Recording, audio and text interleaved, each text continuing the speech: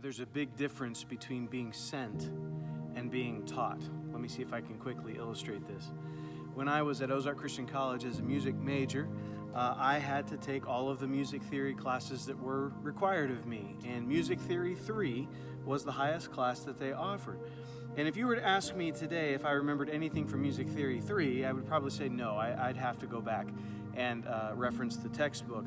But when my professor, Danelle Franklin, was going to be out of town during one of her music theory classes, she asked if I could teach that class, if I could be a substitute teacher that day. And, I was humbled by her asking and a little intimidated by the opportunity. I silently thought to myself, man, she must be really desperate. But all of a sudden, the pressure to pass along music theory information really totally ramped up my ability to know the material. I mean, just ask any professional communicator, whether it's a professor, a teacher, a preacher. The one who teaches will always learn more than the student. In Matthew chapter 10, verse 25, Jesus said this. He said, "It is enough for a student to be like his teacher." And as disciples of Jesus, we all start out as students of the Master.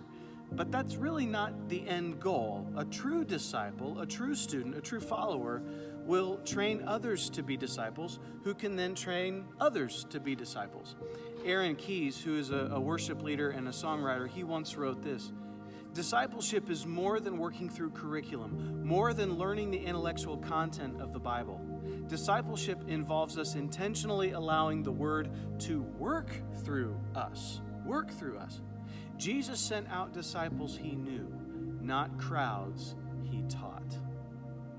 Jesus sent out disciples that he knew, not just the crowds that he taught. This means that we've always got to be thinking of how we can be sent by Jesus to teach others. It begins with knowing Jesus and then investing in people. So as you serve on the praise team, you need to always be thinking about how you can teach someone else to serve Jesus. Now, you may not feel qualified to pass along music ideas or lessons on your instrument or voice lessons. You may not feel like anyone would even listen to you, but the reality is that's not for you to decide. You're to be faithful to receive what the Holy Spirit has put in you and then pass that along to others. Maybe the best way that you can be sent as a disciple who makes disciples is to simply show someone how to be faithful in ministry even when it's not convenient. Show them how to be gracious when their idea is not received at rehearsal. Talk to them about the value of being prepared before rehearsal even starts. Show them the life-changing power of gratitude. My challenge for you is to think about and process is to not only be taught and fed by Christ, but to be sent out by him to make disciples who make disciples. What would this look like in your area of the worship ministry? How can you initiate opportunities to pass along what you have learned with someone else? The older I get, the more important it's becoming to me to be intentional, to help others and show others how to serve the Lord. And that's something that I think we can all be doing better in general, but I want to encourage you to think about what this would look like for your role in the worship ministry.